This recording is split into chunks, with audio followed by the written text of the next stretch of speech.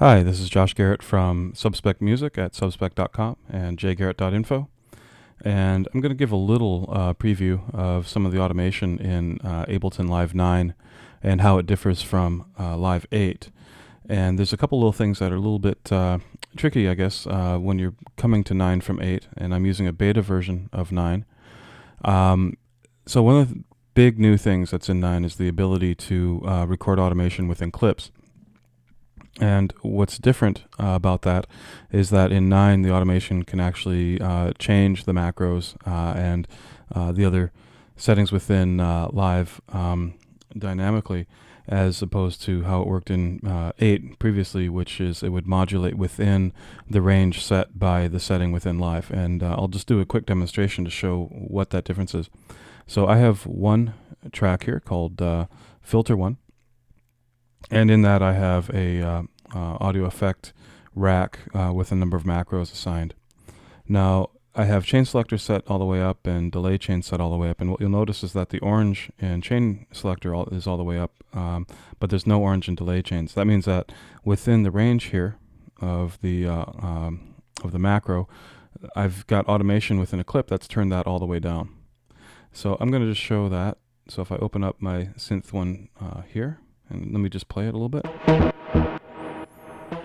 And I look at my envelopes. So I'm going to select Live Filter, because that's the macro level.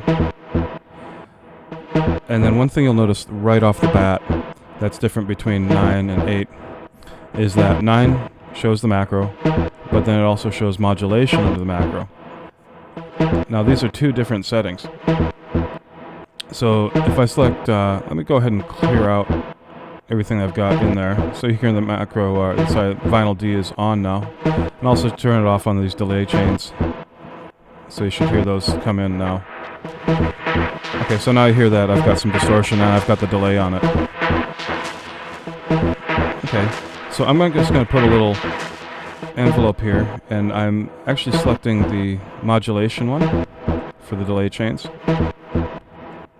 And it's looping over here, so let me just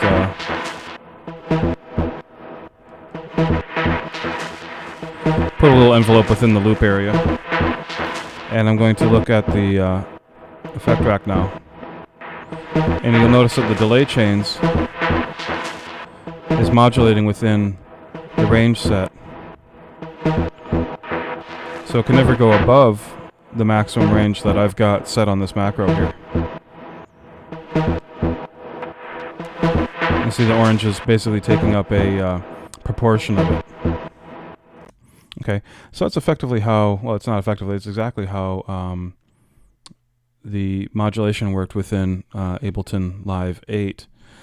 Basically, these envelopes would work within the range set within the macro. Now I'm just going to go ahead and delete these. So I'm getting rid of the automation, or the Live 8 style automation from my clip, and I'm now going to turn the delay chains on and select that one instead of the delay chains on modulation. I'm selecting delay chains on. And this is what's new in 9. Okay, so I'm just going to put an envelope in here that moves with the clip.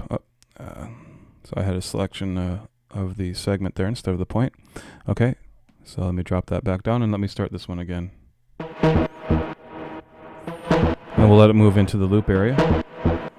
And so we can see that it's going to move through these changes, and we should hear the delays coming on there. Okay, so if we come back here, you can see that actually the macro itself is changing, not just the amount of the envelope modulating within it. So you're actually changing the range of the setting.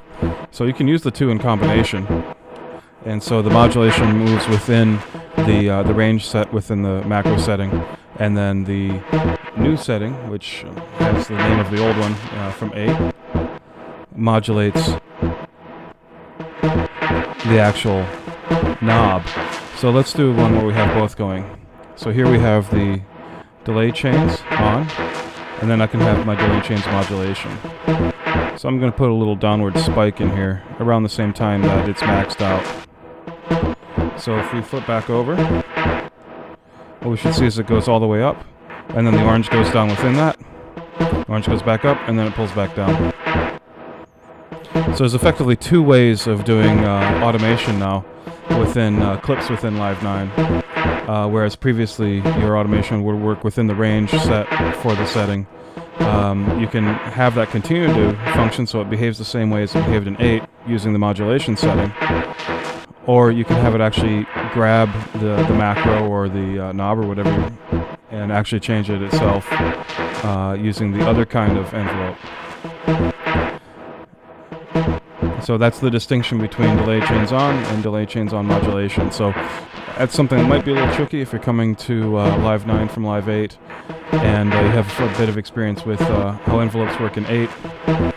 But once you sort of wrap your head around a little bit, I don't think it's too difficult to understand what the difference is in the distinction.